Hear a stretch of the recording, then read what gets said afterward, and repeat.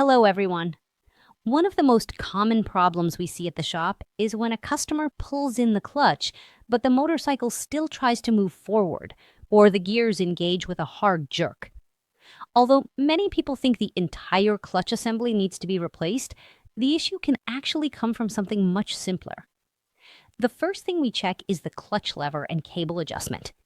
If there is too much free play, the cable is worn out, or it is not allowing the clutch to fully disengage, the plates cannot separate completely.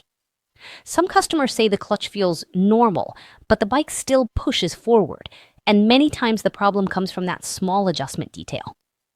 On models with a hydraulic clutch system, the issue can also be caused by air in the line, old fluid, or a leak in the master cylinder.